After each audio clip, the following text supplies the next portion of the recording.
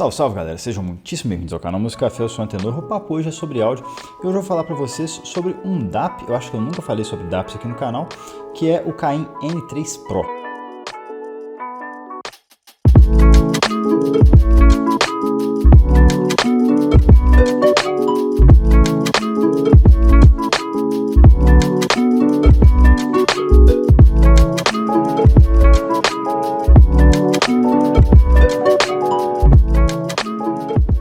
Já deixo agradecimento aqui ao Tuti que me mandou esse DAP somente para review, não disse para falar mal ou bem, nem nada do tipo.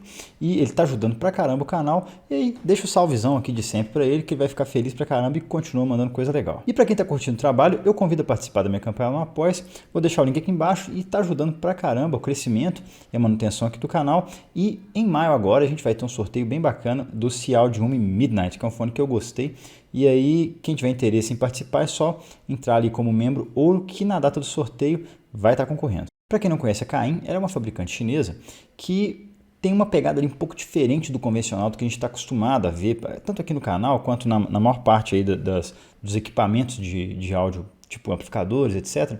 Porque eles não têm tanto essa linha objetivista, mas eles têm uma pegada de mais premium. Então eles trazem produtos ali com uma qualidade construtiva que é realmente superior, o preço também é superior. E eles não têm muito essa visão de ter as coisas totalmente neutras, sabe? Eles não têm tanta essa visão objetivista de uma SMSL da vida ou de uma Topping, por exemplo, mas eles têm ali uma assinatura da casa que em muitos casos é interessante. E eles trazem produtos bem legais, eles têm ali uma linha bem ampla de coisas, desde amplificadores integrados para caixas, tem também caixinhas bookshelf, que acho que não é muito forte deles, mas eles têm no portfólio. Tem alguns fones também que não fizeram muito sucesso. E eles têm uma linha muito forte de DAPs, o N3 Pro está incluído nisso. E inclusive lançaram recentemente o N8 II, que é um baita DAP, custa $3.500, concorre direto ali com o Sony Z1. 500 entusiastas é talvez o que tem um dos melhores desempenhos, então é uma tarefa difícil concorrer com esse Sony. Então a Cain é uma marca interessante por fugir do convencional, e o N3 Pro segue essa linha. O Cain N3 Pro é um DAP, para quem não sabe o que é isso, é a sigla para player de áudio digital, então ele é um tocador de música, né? Quase um MP3 player, que custa ali na casa de $250.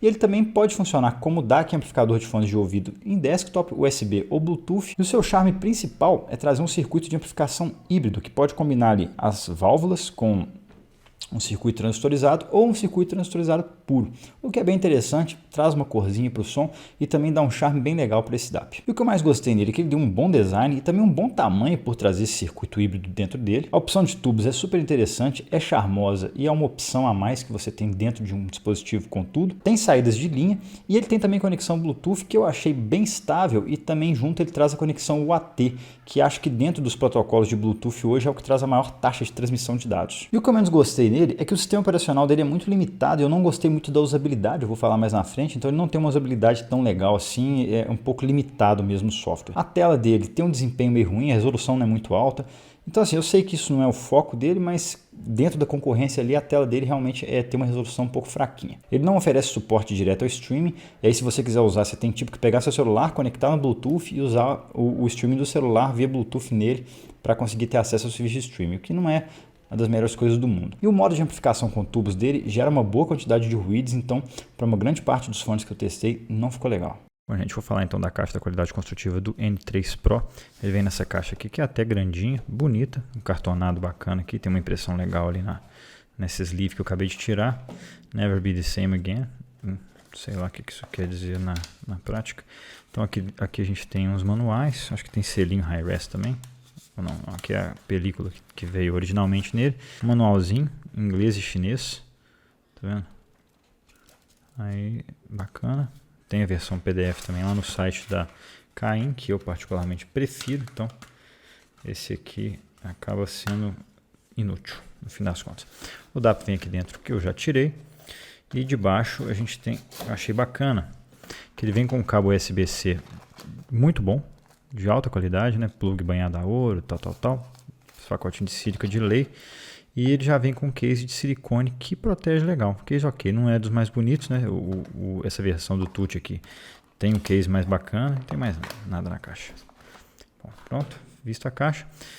Aqui tá o DAP, a Caim disponibiliza essa case de couro aqui, que é excepcional, muito bonita, super luxuosa, mas é a parte, ela não sei direito quanto que ela custa não, mas acho que é ali na casa de uns $50. O DAP é super bem feito, tá? Ele já vem com essa película de gel, né? Vem para se aplicar atrás e na frente, então ele acaba ficando um pouquinho mais feião, não brilha tanto, mas é o preço, né? Para preservar mais o DAP.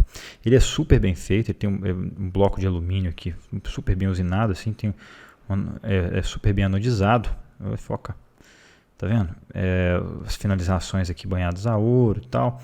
Então ele é realmente um DAP muito bem feito, como a maior parte das coisas da Caim. Então eles capricharam aqui, né? Você não vê rebarba. Então os encaixes são muito bem feitos. Tem essa finalização traseira em vidro. E, né, a parte da frente, obviamente, é vidro. Esse knob de volume aqui é bem bom de operar, né? Tem uma sensação gostosa aqui, tem uma espécie de cliquezinho, mas é bem sutil e é bom de operar. Os botões também são de boa qualidade, tem um clique bem sólido. Então, no geral, um DAP muito bem feito. Aqui dentro, não sei se dá para ver, tem a janelinha que dá para ver os tubos. Quando eu vou mostrar para vocês, vai acender isso aqui, fica brilhante. E aqui a gente tem um botão de multifunção, é um home, tipo uma espécie de home do Android. Vamos então para as especificações técnicas dele. Ele traz como chip DAC um par de AKM 4493EQ. Dentro dele tem um processador que é um X-Burst de 1 GHz, mas eu não sei bem qual é que é desse processador, né? Porque fora do universo de smartphones eu não sei muito bem de qual fabricante que é e tal, não é nenhum Snapdragon nem nada disso, mas assim, para esse sistema operacional que está rodando aqui, ele dá bem conta do recado. Os formatos suportados dele são PCM até 32 bits por 384 kHz, DSD até 512 nativo. E ele tem tubos aqui dentro, modelo Raytheon Yan 6418, são 2 tubos, né, para fazer aquela sessão de pré-amplificação com tubos, para dar um certo corzinho ali para o som. E de potência ele tem 250 mW a 32 ohms aqui na single-ended. Quando você aciona tubos, essa potência passa para 130 mW só, ou seja, é um circuito que não dá muito conta de corrente, ele consegue gerar uma tensão ok, mas não dá conta de correntes mais altas.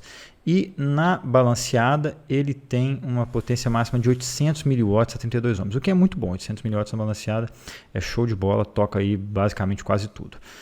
A saída de linha dele é interessante que ele suporta 3 níveis de saída de linha, tanto balanceado quanto single-ended, quando você seleciona ela lá no sistema operacional.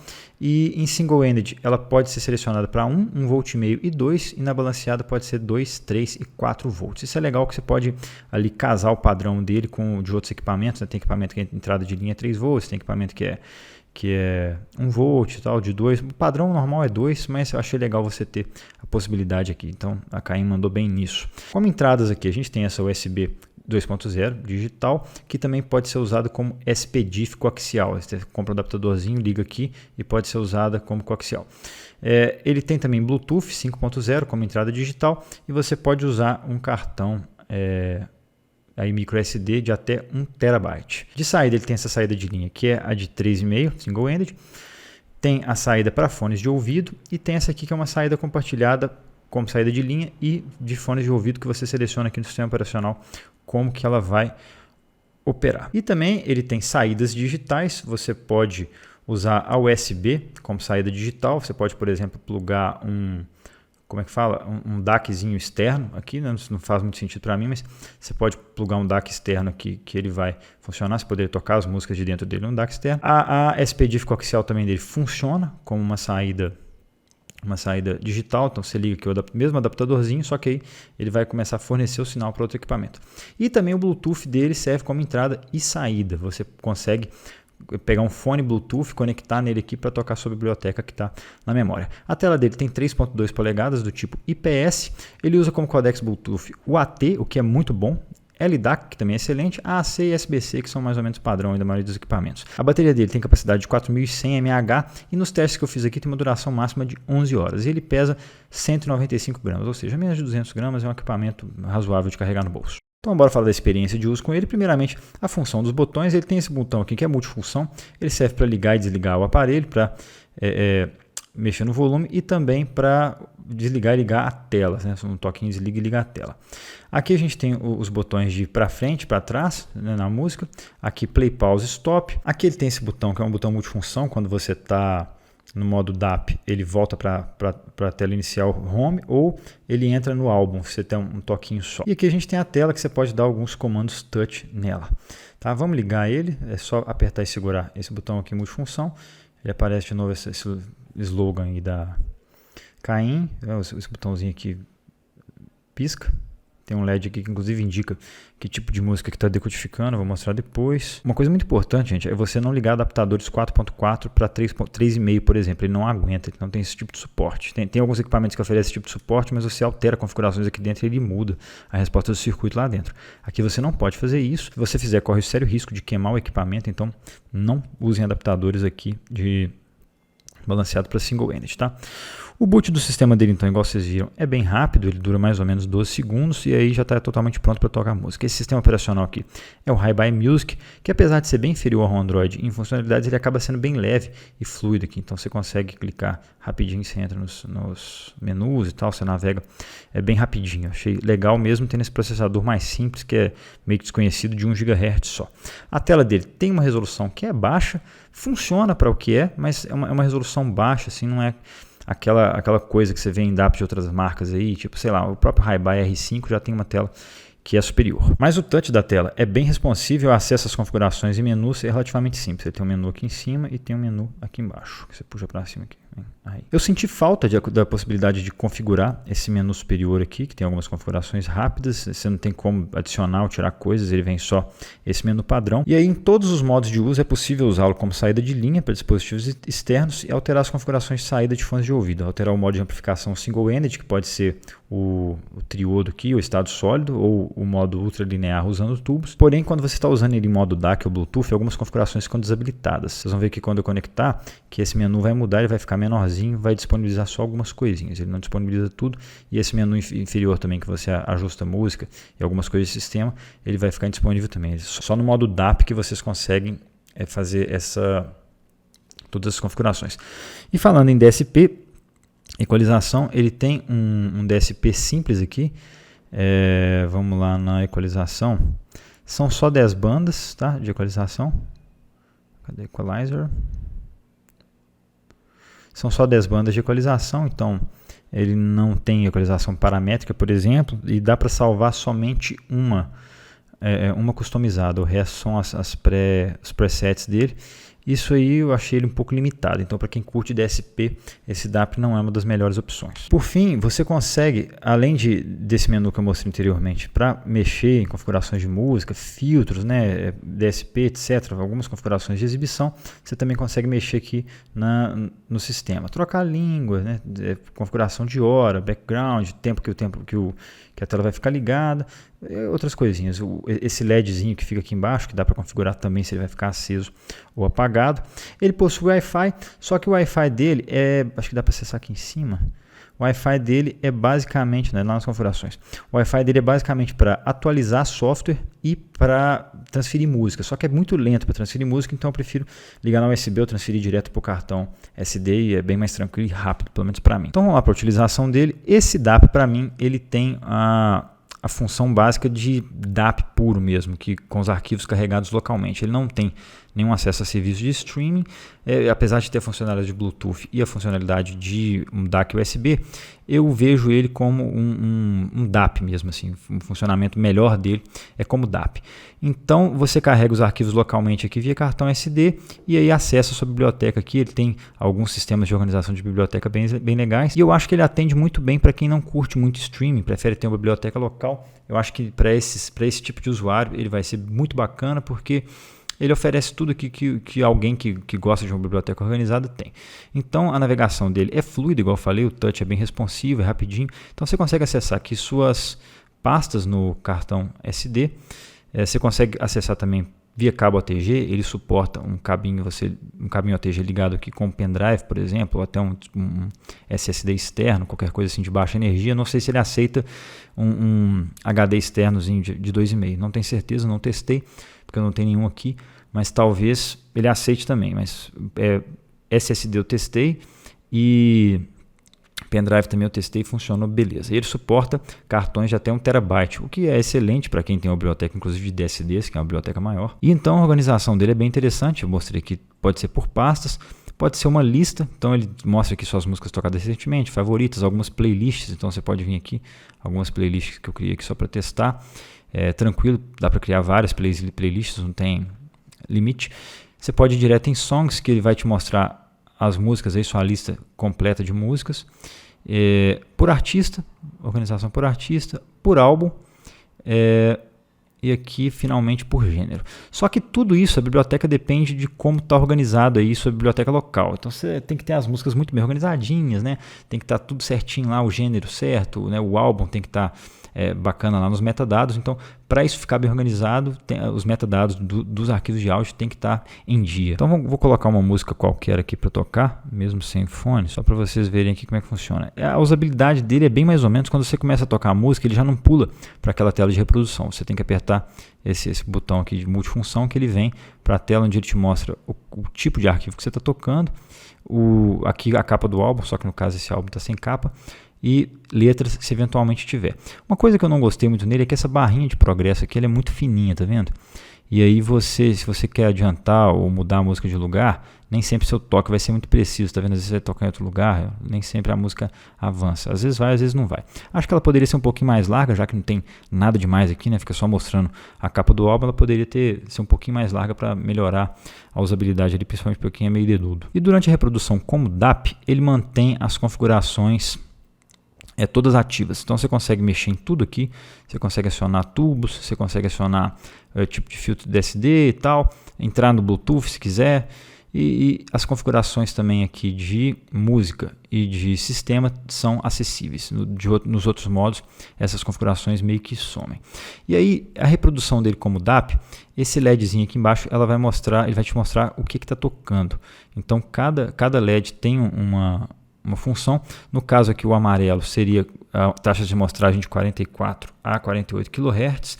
Se mudar para verde são 88 a 96. O azul é 176 até 192 e o violeta são os mais altos, de 352, 384 até 768 kHz. A luz branca é para quando está tocando DSD. Eu tenho alguns arquivos DSD aqui. Vamos colocar aqui algum para testar. Então quando você abre um álbum DSD, coloca uma música para tocar, a luz fica branquinha. Significa então que ele está decodificando aí o DSD. É interessante também que ele usa o software da Hi-Bi, o Hi-Bi Link, que pode ser usado para você controlar o DAP remotamente. Então você pode estar com o DAP no bolso lá, é só o celular e o Hi-Bi Link ativado. Não vai dar para mostrar aqui porque não vou conseguir mostrar junto, o vídeo vai ficar gigante, mas é só você pega o celular e consegue trocar faixa, né? Fazer algumas configurações básicas ali do DAP sem ter que tirá-lo do bolso. É interessante também, já que a gente vive com o celular na mão. Aqui o botão multifunção, vou mostrar para vocês. Eu clico uma vez, ele mostra aqui para mim o álbum tocando e tal. E se eu apertar e segurar, ele vai para a tela de home, mas mantém aqui um atalho do que está tocando e eu consigo ir acessar minha biblioteca de novo. Clicando, eu volto para a capa do álbum. Vou mostrar para vocês aqui ele funcionando. Você pode, enquanto toca música, você pode alterar a configuração. Eu liguei aqui um cabo só para vocês verem como é que eu altero. Então, se eu tocar aqui em Solid State, ele vai para a configuração de tubos. Ele te avisa que está aquecendo. Então, o tubo já acendeu, dá para ver aí, ó. Bonitinho pra caramba, gostei pra caramba, charme do dispositivo. Então, com tubos agora, ele altera o timbre do som, altera também a resposta em frequência dele, fica um pouquinho diferente. E vou falar mais na frente sobre o som. E aqui você pode alterar para ultralinear ou triodo, tá legal? Bom, o segundo modo de utilização dele é como um DAC Bluetooth. Então, você vai puxar aqui esse menu e conectá-lo, apertar e segurar aqui. Ele vai mostrar para você o que está previamente pareado, né? Então ele tem aqui o tipo de codec que você vai usar, LDAC, o AT. Esse UAT é atualmente o tipo de codec mais sofisticado, só que ele só funciona pareado com o app da Hi-Bi. Então, não é a melhor coisa do mundo, porque eu particularmente não curti muito aquele app não. Eu preferia que ele conectasse direto ali e funcionasse talvez com o app do Tidal e tal, mas para mim pelo menos não rolou. Mas quando eu conecto lá no app da Hi-Bi, rola o AT. Então conectei no Bluetooth aqui, eu tinha comentado anteriormente que os menus ficam mais limitados. Olha só esse menu superior. Agora parece que só ganho, tipo de amplificação e se você vai querer a saída balanceada ou não na de 4.4. Eu achei isso legal porque ele te avisa quando tem alguma coisa conectada aqui, ele te fala, olha, você está ligando uma conexão balanceada, você tem certeza?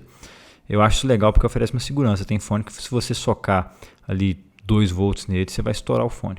Então é um cuidado que a Caim tomou, eu acho bem legal, um cuidado legal de engenharia. E esses comandos aqui de baixo, quando está conectado ao Bluetooth, eles não funcionam, tá vendo?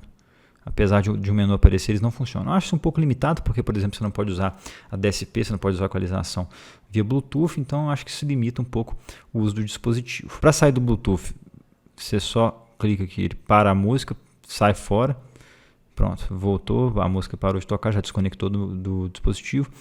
E ele também pode ser usado como transmissor Bluetooth. Você vai nas configurações aqui dele e...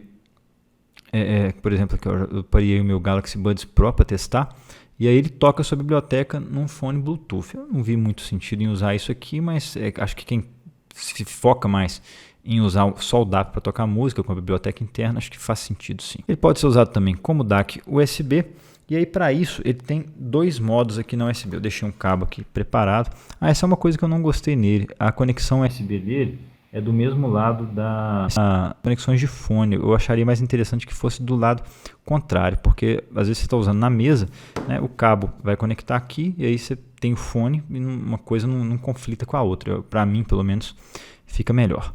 Tá?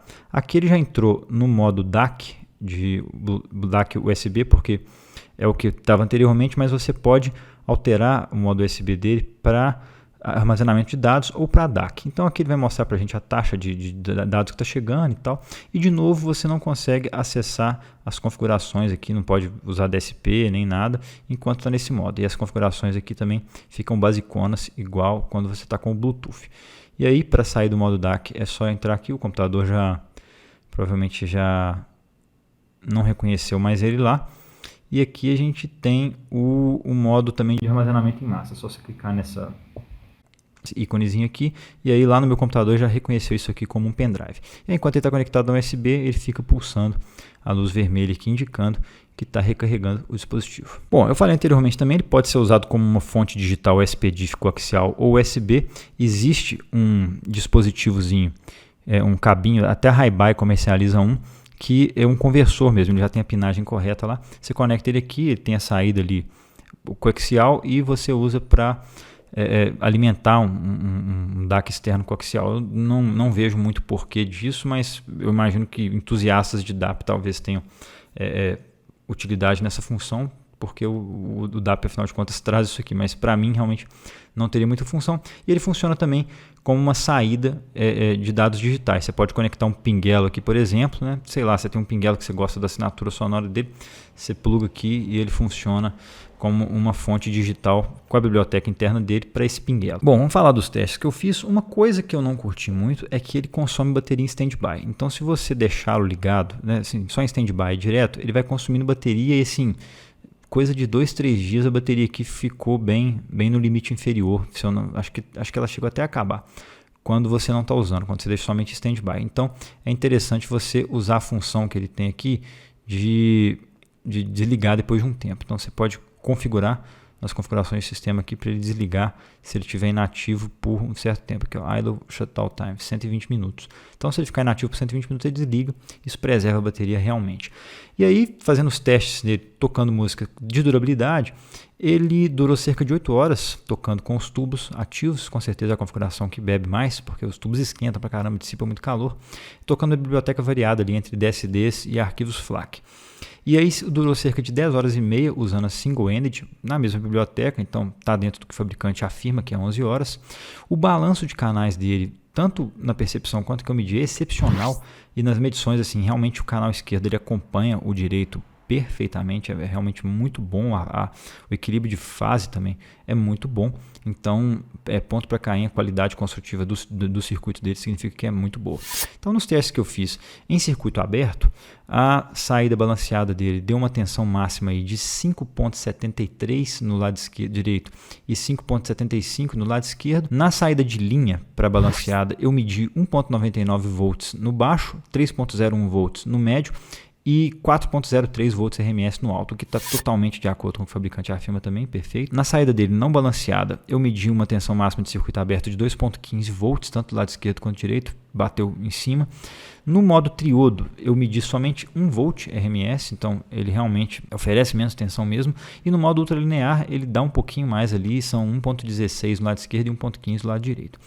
E na saída de linha, também medições muito boas, 1 volt no modo baixo, 1.54 volts no modo médio e 2.05 no modo alto, o que é muito bom, já que eles afirmam 1,5 e 2, então tá excelente. E nas medições de resposta em frequência sonora dele, ele quase sempre apresenta uma sonoridade colorida e a resposta dele é linear somente quando usado como Bluetooth. Então, no modo Bluetooth, mesmo com tubos e tal, ele sempre apresentou uma resposta em frequência bem linear. Porém, quando ele está ligado como DAC USB, a resposta dele é colorida e também é mensurável essa cor que ele apresenta. Vou deixar aí na tela para vocês verem, quem quiser dar uma pausada e aprecia. E sua resposta em frequência apresentou uma resposta mais quente com tubos e também um certo acentuamento ali na região entre 1 e 2 kHz. Bora então falar sobre o som dele, que é o mais importante. E no circuito Solid State, que é sem tubos, ele traz uma boa abertura de médios com uma certa dose de colorido, mas que no geral é prazeroso, sabe? Não é aquele colorido chato que fica muito incorreto. Então ele acaba deixando vozes um pouco mais próximas em função dessa resposta dele e também traz agudos muito bem, com uma resolução que eu gostei. Então ele tem essa parte aguda que é realmente bem trabalhada pra caramba. Nos tubos, no modo triodo, ele traz uma suavização muito perceptível, principalmente de vozes ali, de coisas mais texturizadas, tem uma certa suavização.